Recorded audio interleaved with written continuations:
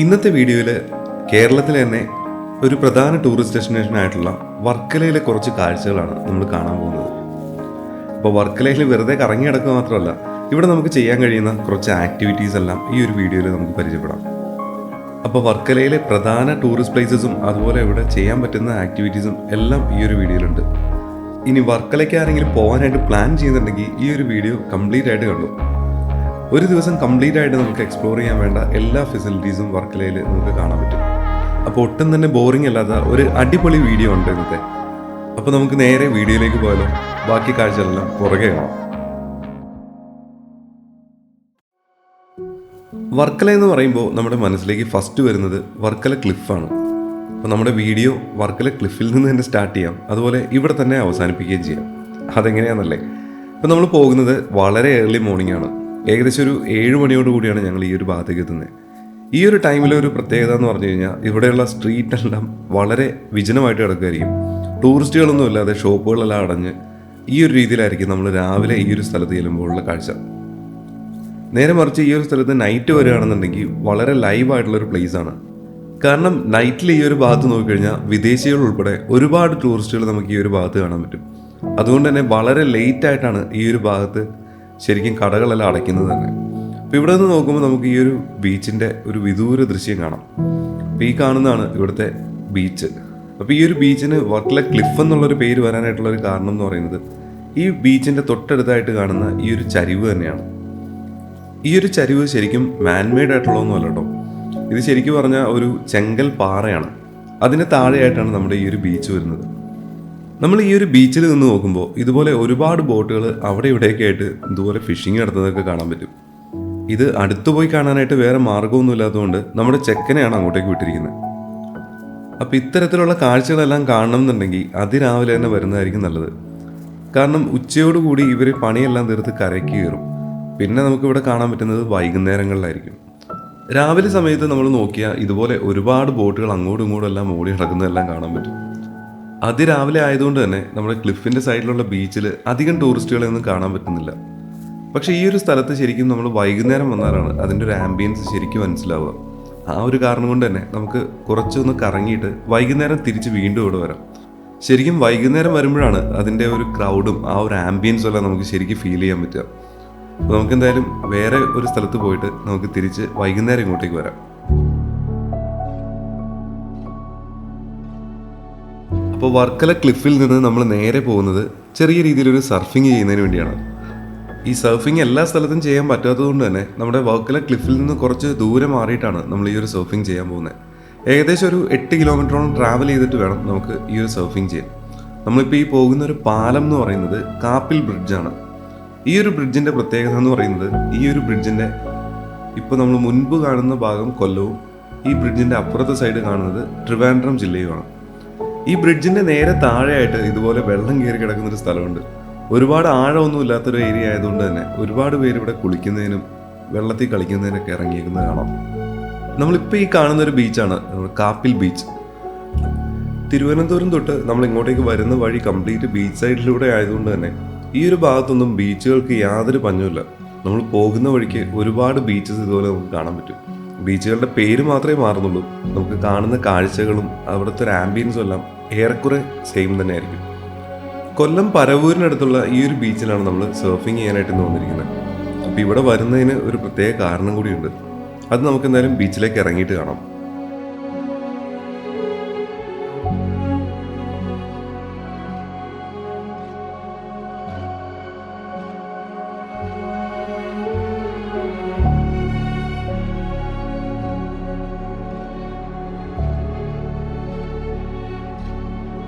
നമ്മൾ ബീച്ചിലേക്ക് എത്തിയപ്പോൾ തന്നെ സർഫിങ്ങിന് വേണ്ടിയിട്ടുള്ള ഒരു ഫസ്റ്റ് ബാച്ച് ഓൾറെഡി അവരുടെ ട്രെയിനിങ്ങും കാര്യങ്ങളെല്ലാം കഴിഞ്ഞ് സെറ്റ് ആയിക്കൊണ്ടിരിക്കുന്നുണ്ട്. ഇവർ രണ്ടുപേരും അടുത്ത ബാച്ചിൽ പോകാനായിട്ട് റെഡി ആയിട്ട് നിൽക്കുന്നതാണ്. അപ്പോൾ സർഫിങ് സ്റ്റാർട്ട് ചെയ്യുന്നതിന് മുമ്പ് തന്നെ സർഫിങ്ങിൻ്റെ ഫുൾ ഡീറ്റെയിൽസ് നമുക്ക് പറഞ്ഞു തന്നതിന് ശേഷം മാത്രമാണ് നമ്മൾ കടലിലേക്ക് ഇറക്കുക.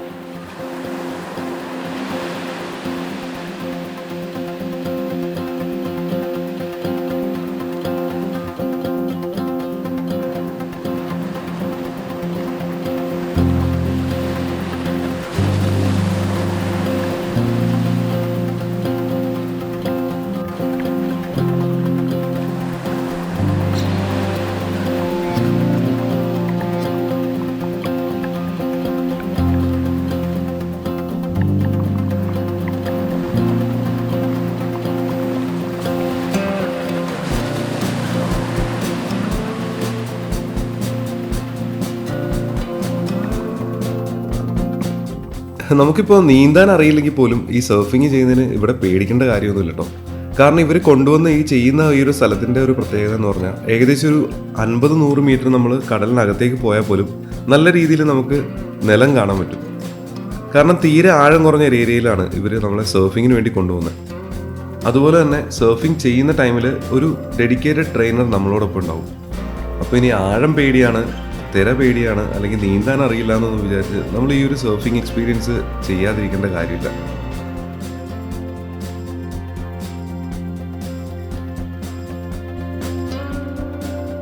ഈ ഒരു ബീച്ചിൽ സർഫിങ് മാത്രമല്ല കേട്ടോ, ഇതുപോലെ ഒരുപാട് ഫിഷിങ് ചെയ്യുന്ന ആളുകളെ നമുക്ക് കാണാൻ പറ്റും.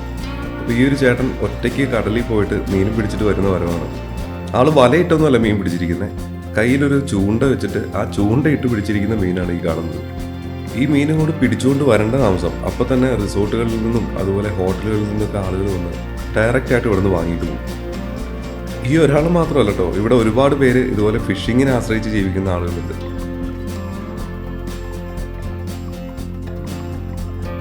അങ്ങനെ നമ്മൾ സർഫിങ്ങിൻ്റെ കാഴ്ചകളെല്ലാം കണ്ടില്ലേ, ഇനി കുറച്ച് നേരം നമുക്കങ്ങ് സർഫിങ് ചെയ്താലോ. ഈ ഒരു സർഫിങ് ചെയ്യുക എന്ന് പറയുന്നത് അത്ര ഈസി ആയിട്ടുള്ളൊരു കാര്യമൊന്നുമല്ല കേട്ടോ. കാരണം ഈ ഒരു തിരയിൽ കറക്റ്റായിട്ട് ബാലൻസ് ചെയ്ത് നമ്മൾ ഈ ഒരു ബോർഡിന് മുകളിൽ നിന്ന് പോകുക എന്ന് പറയുമ്പോൾ നല്ല രീതിയിൽ ബാലൻസ് ഉണ്ടെങ്കിൽ മാത്രമേ നമുക്ക് ചെയ്യാനായിട്ട് പറ്റൂ. പക്ഷേ കുറച്ച് നേരം ചെയ്ത് കഴിയുമ്പോൾ നമുക്ക് ഏകദേശം അതിൻ്റെ ഒരു ഐഡിയ കിട്ടും. പിന്നെ അതുപോലെ തന്നെ ഇവിടുത്തെ ട്രെയിനേഴ്സ് ആണെങ്കിലും നല്ല രീതിയിൽ നമ്മളെ സപ്പോർട്ട് ചെയ്യുന്നുണ്ട്. നല്ല രീതിയിൽ ട്രെയിനിങ് തന്ന് അതിൻ്റെ ഫീഡ്ബാക്സ് എല്ലാം പറഞ്ഞ് നമ്മളെ ഓരോ തവണയും ഇമ്പ്രൂവ് ചെയ്യാനായിട്ടും അവർ ഹെൽപ്പ് ചെയ്യുന്നുണ്ട്. പിന്നെ നമ്മളിത് പ്രൊഫഷണലി ഒന്നും ചെയ്യുന്നതല്ലല്ലോ, നമ്മൾ ജസ്റ്റ് ആ ഒരു ടൈം ഒന്ന് എൻജോയ് ചെയ്യുക എന്നുള്ള രീതിയിൽ മാത്രമേ ഉള്ളൂ. ശരിക്കും പറഞ്ഞു കഴിഞ്ഞാൽ ലൈഫിൽ ഒരു തവണയെങ്കിലും എക്സ്പീരിയൻസ് ചെയ്യേണ്ട ഒരു കാര്യം തന്നെയാണ് കേട്ടോ ഈ ഒരു സർഫിംഗ് എന്ന് പറയുന്നത്. കാരണം അതിൻ്റെ ഒരു എക്സ്പീരിയൻസ് അതൊരു വേറിട്ട അനുഭവം തന്നെയായിരുന്നു. അപ്പോൾ വർക്കല വരുന്ന സമയത്ത് നിങ്ങൾക്ക് ഈ ഒരു സർഫിംഗ് ചെയ്യണം എന്നുണ്ടെങ്കിൽ അതിൻ്റെ കോൺടാക്ട് ഡീറ്റെയിൽസ് ഞാൻ വീഡിയോയുടെ ഡിസ്ക്രിപ്ഷനിൽ കൊടുത്തേക്കാം. അപ്പോൾ അവരെ ഒന്ന് വിളിച്ചാൽ മതി. അങ്ങനെ സർഫിങ്ങിൻ്റെ പരിപാടിയെല്ലാം കഴിഞ്ഞ് നമ്മൾ നെക്സ്റ്റ് പോകുന്നത് പരവൂരിനടുത്ത് തന്നെയുള്ള മാംഗ്രോവ് സ്പോട്ട് എന്ന് പറയുന്ന ഈ ഒരു കയാക്കിംഗ് സ്പോട്ടിലേക്കാണ്. പിന്നെ വഞ്ചി തുഴയാൻ അറിയാത്ത ആളുകളാണെങ്കിൽ പോലും ഇവിടുന്ന് ട്രെയിനിങ് തന്നതിന് ശേഷം മാത്രമാണ് അവർ കയാക്കിങ്ങിന് കൊണ്ടുപോകുള്ളൂ. അപ്പോൾ ഈ ഒരു ഭാഗത്തെ കയാക്കിങ്ങിൻ്റെ ഒരു പ്രത്യേകത എന്ന് പറയുന്നത് നമ്മൾ കൂടുതലും കണ്ടൽക്കാടുകളുടെ ഇടയിലൂടെയാണ് ഇവിടെ കയാക്കിംഗ് നടത്തുന്നത്. കയാക്കിങ്ങിനും ബോട്ടിങ്ങിനും അതുപോലെ കണ്ടൽക്കാടുകൾക്കും ഇതിനടുത്ത് തന്നെ കിടക്കുന്ന മൺട്രോ തുരുത്ത് എന്ന് പറയുന്ന വേറെ സ്ഥലം കുറച്ച് ഫേമസ് ആണെങ്കിലും അവിടത്തെക്കാളും നല്ല രീതിയിലുള്ള ഒരു കണ്ടൽക്കാടാണ് നമുക്ക് ഈ ഒരു ഭാഗത്ത് കാണാൻ പറ്റുക. അതുപോലെ തന്നെ ഈ ഒരു ഭാഗത്തെ ബോട്ടിങ് നമുക്കൊരു വേറിട്ട എക്സ്പീരിയൻസ് തന്നെയാണ് തരുന്നത്. അതിൻ്റെ കാരണം എന്താണെന്നുള്ളത് പുറകെ വരുന്ന വിഷ്വൽസ് കാണുമ്പോൾ നമുക്ക് മനസ്സിലാവും. മൺട്രോ തുരുത്തിൽ കണ്ടൽക്കാട് ഉണ്ടെങ്കിലും ഇവിടെ നിൽക്കുന്ന അത്രയും തിക്കായിട്ടൊന്നും അവിടെ കാണാൻ പറ്റിയിട്ടില്ല. പിന്നെ ഈ ഒരു ഭാഗത്തെ കണ്ടൽക്കാടിൻ്റെ ഒരു പ്രത്യേകത എന്ന് പറഞ്ഞു കഴിഞ്ഞാൽ ഒരു ടണലിനകത്തൂടിയൊക്കെ നമുക്ക് ഇതുപോലെ കയാക്കിംഗ് ചെയ്ത് പോകാൻ പറ്റും. ഈ ടണൽ എന്ന് പറയുന്നത് കണ്ടൽക്കാട് കൊണ്ടുള്ള ഒരു ടണലാണ്. അപ്പോൾ അതിൻ്റെ വിഷ്വൽസ് എന്തായാലും പുറകെ വരുന്നുണ്ട്, അതൊക്കെ നമുക്ക് പുറകെ കാണാം. നമ്മൾ പോകുന്ന വഴിക്ക് കണ്ട ഒരു ചെറിയ അമ്പലമാണ്. ഈ അമ്പലത്തിനൊരു പ്രത്യേകതയുണ്ട്. ഈ അമ്പലം നിൽക്കുന്നത് ഒരു ചെറിയ ദ്വീപിലാണ്. അപ്പോൾ ഈ ഒരു അമ്പലത്തിലെ ഉത്സവത്തിൻ്റെ ആ ഒരു ടൈമിൽ നമ്മൾ ഇപ്പോൾ ഈ കാണുന്ന ഒരു ടെമ്പററി പാലം കണ്ടില്ലേ, ഈ ഒരു പാലം പുഴയുടെ കുറുകയിട്ട് ഇവിടെ നിന്ന് പാലം നിർമ്മിച്ചാണ് ആളുകൾ ഈ ഒരു അമ്പലത്തിലേക്ക് വരുന്നത്. ഈ അമ്പലത്തിൻ്റെ സൈഡിലൂടെയുള്ള വഴിയിലൂടെയാണ് നമ്മൾ കയാക്കിങ്ങിനായിട്ട് പോകുന്നത്.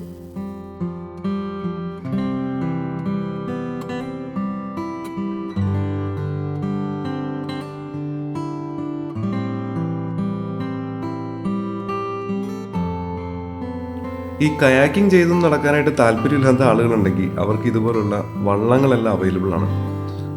അപ്പോൾ നമ്മൾ കയാക്കിംഗ് പോകുന്ന അതേ റൂട്ടിലൊക്കെ തന്നെയാണ് ഈ വള്ളം കൊണ്ടും പോയിട്ട് തിരിച്ചു വരുന്നത്. ഇപ്പോൾ ഇത്തിരി ഏജ്ഡ് ആയിട്ടുള്ള ആളുകളോ അല്ലെങ്കിൽ തുഴയാനായിട്ട് ബുദ്ധിമുട്ടുള്ള ആളുകളൊക്കെ ആണെന്നുണ്ടെങ്കിൽ ഈ ഒരു ഓപ്ഷൻ ചൂസ് ചെയ്യുന്നതായിരിക്കും ബെറ്റർ.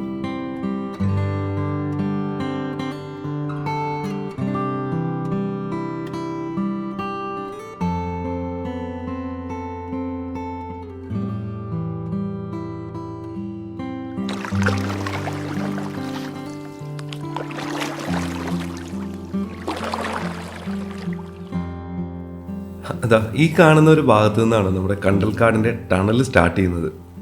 ശരിക്കും ഈ ഒരു ഭാഗത്തെത്തുമ്പോഴാണ് നമുക്ക് നല്ല രീതിയിലൊരു റഷ് ഫീൽ ചെയ്യുക. കാരണം അവിടെ നിന്ന് ഇങ്ങോട്ടേക്ക് വരുന്നവരും ഇവിടെ നിന്ന് അങ്ങോട്ടേക്ക് പോകുന്നവരും എല്ലാം ചേർന്ന് ഈ ഒരു ഭാഗത്ത് നല്ല രീതിയിലൊരു ക്രൗഡ് ക്രിയേറ്റ് ചെയ്യാറുണ്ട്. നമുക്ക് പ്രത്യേകിച്ച് ധൃതിയൊന്നും ഇല്ലാത്തതുകൊണ്ട് തന്നെ നമ്മളിവിടെ വെയിറ്റ് ചെയ്ത് ആളുകളെല്ലാം പോയതിന് ശേഷം ശാന്തവും സ്വസ്ഥവുമായിട്ടാണ് നമ്മൾ അകത്തേക്ക് കയറിയത്. അപ്പോൾ നിങ്ങൾക്ക് നല്ല രീതിയിൽ ഈ ഒരു കയാക്കിങ്ങും അതുപോലെ ഈ ഒരു ടണലെല്ലാം എക്സ്പീരിയൻസ് ചെയ്യണം എന്നുണ്ടെങ്കിൽ ഇവിടുത്തെ റഷ് എല്ലാം മാറി സമാധാനത്തിൽ പോകുന്നതായിരിക്കും ബെറ്റർ.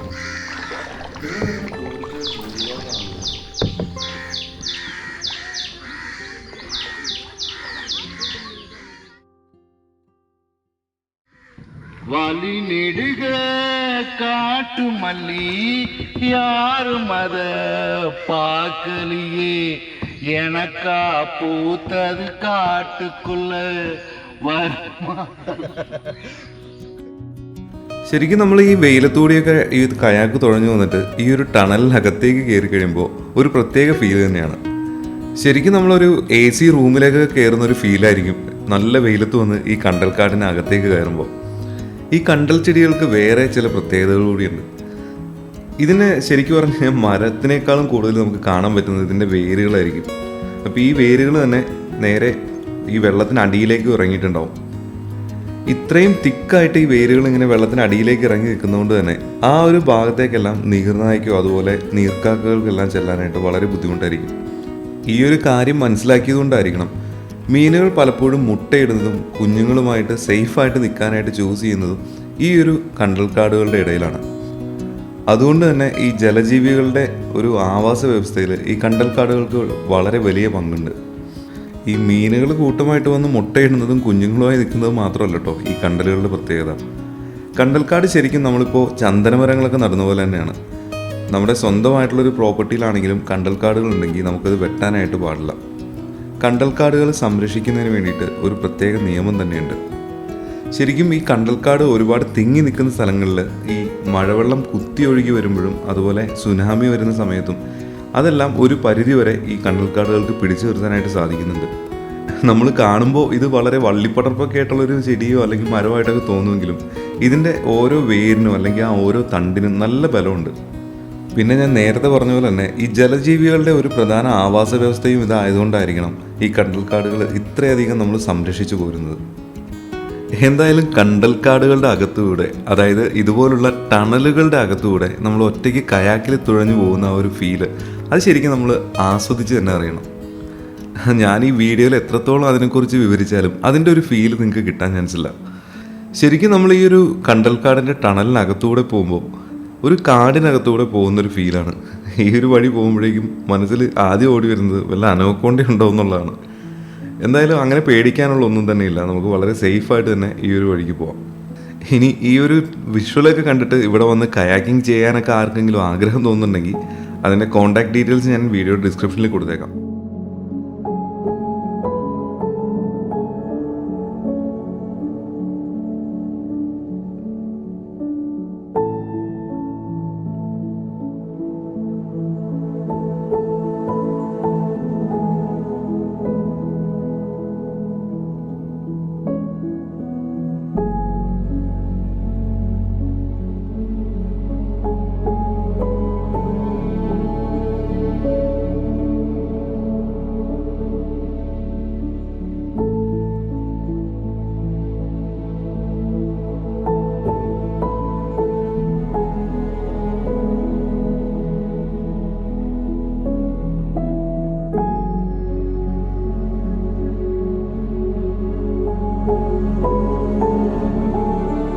അങ്ങനെ നമ്മൾ കയാക്കിങ്ങിൻ്റെ പരിപാടികളെല്ലാം കഴിഞ്ഞ് നേരെ പോകുന്നത് പൊഴിക്കര ബീച്ചിലേക്കാണ്.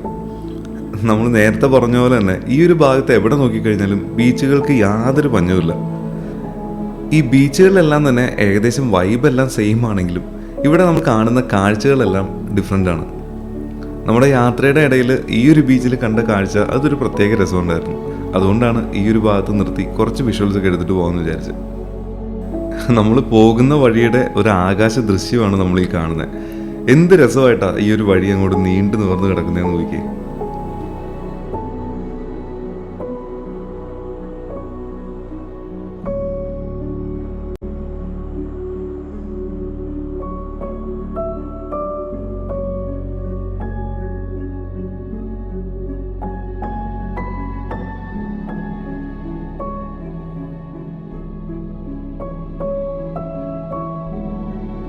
നമ്മളെന്തായാലും ബീച്ച് റോഡിൽ കൂടി തന്നെയാണ് ഇന്നത്തെ മുഴുവൻ യാത്ര.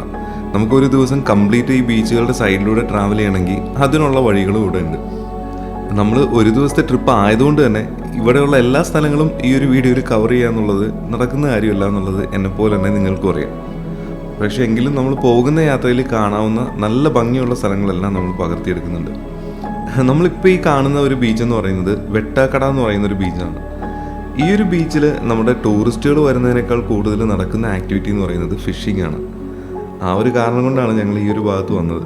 പക്ഷെ നമ്മൾ വന്നത് ഉച്ച സമയമൊക്കെ ആയതുകൊണ്ട് തന്നെ ഫിഷിംഗ് ബോട്ടെല്ലാം കരയ്ക്കുണ്ട്. ഇനി ഇവർ കടലിലേക്ക് ഇറങ്ങി ഫിഷിംഗ് ചെയ്യുന്നതൊക്കെ കാണണം എന്നുണ്ടെങ്കിൽ നമ്മൾ ഈവനിങ് വരെ ഇവിടെ വെയിറ്റ് ചെയ്യണം. നമുക്ക് വേറെ കുറച്ച് പരിപാടികളുള്ളതുകൊണ്ട് ഇവിടെ കുറച്ച് നേരം നിന്ന് ഇവിടെ ചുറ്റി തിരിഞ്ഞ് നേരെ അടുത്ത സ്ഥലത്തേക്ക് പോകാം.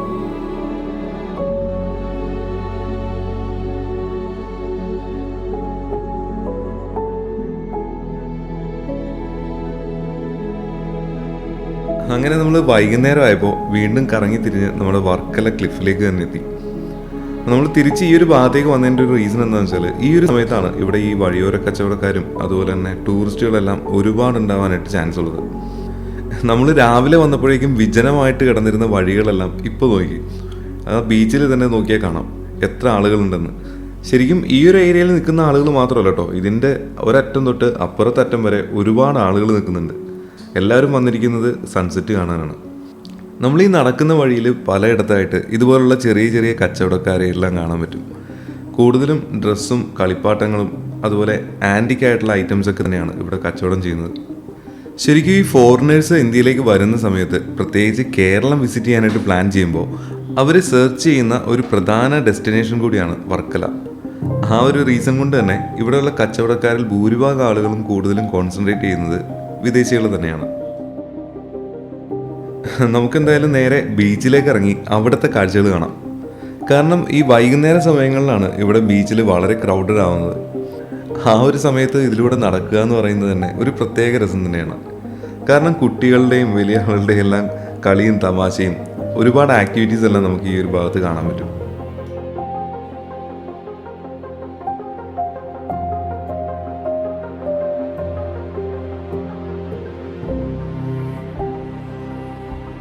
ഇവിടുത്തെ ബീച്ചിൽ നമുക്കങ്ങനെ കുളിക്കുന്നതിന് റെസ്ട്രിക്ഷൻസ് ഒന്നും ഇല്ലെങ്കിലും നമ്മൾ രാവിലെ സർഫിങ്ങിന് പോയ അത്രയും സേഫ് അല്ല ഇവിടെ. കാരണം ഇവിടെ കുറച്ചുകൂടി ചരിവ് കൂടുതലാണ്. അതുകൊണ്ട് തന്നെ ആഴത്തിലേക്ക് പോകാനായിട്ടുള്ള ചാൻസും വളരെ കൂടുതലാണ്. ഇപ്പോൾ കുളിക്കാനായിട്ട് ഇനി ഇൻ കേസ് ഇറങ്ങുകയാണെങ്കിൽ തന്നെ അധികം മുന്നോട്ട് പോകാതെ നിന്ന് കുളിക്കുന്നതായിരിക്കും ബെറ്റർ. നമ്മുടെ ഈ വർക്കല ക്ലിഫിന് ഈ ക്ലിഫ് എന്ന് പേര് വരാനായിട്ടുള്ള ഒരു കാരണം എന്ന് പറയുന്നത് ഈ കാണുന്ന ചെങ്കൽ പാളികൾ തന്നെയാണ്.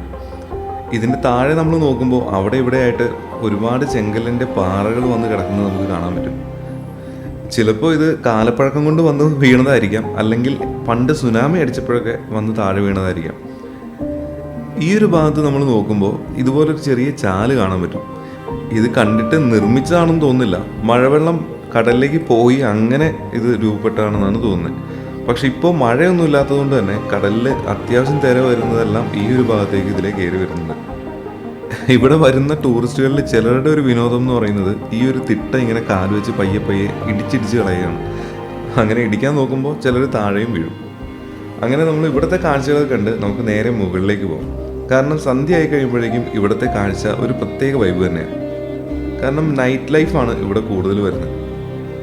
നൈറ്റിൽ നല്ല രീതിയിൽ തന്നെ ആക്റ്റീവ് ആവുന്ന ഒരു സ്ഥലം ആയതുകൊണ്ട് തന്നെ ഒരുപാട് ഷോപ്പുകളും ഹോട്ടൽസും എല്ലാം നമുക്ക് ഈ പോകുന്ന വഴിക്കിനെ കാണാൻ പറ്റും.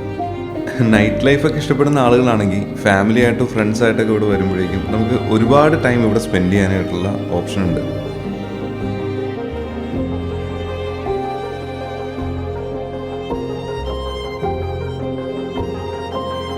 നമ്മൾ ഈ നടക്കുന്ന വഴിയിൽ പല സ്ഥലങ്ങളിലും ഇതുപോലെ തട്ടിലെ മീനുകളെല്ലാം വെച്ചിരിക്കുന്നത് കാണാം.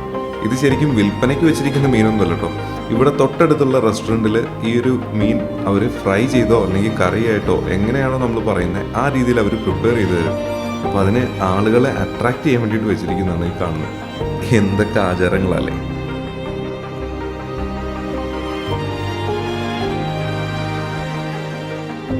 അപ്പോൾ എന്തായാലും ഇന്നത്തെ വീഡിയോ ഇത്രയേ ഉള്ളൂ. അപ്പോൾ ഇന്നത്തെ വീഡിയോ എല്ലാവർക്കും ഇഷ്ടപ്പെട്ടു എന്ന് വിചാരിക്കുന്നു. ഇഷ്ടപ്പെട്ടെങ്കിൽ കമൻറ്റ് ബോക്സിലൂടെ ഒന്ന് അറിയിക്കുക.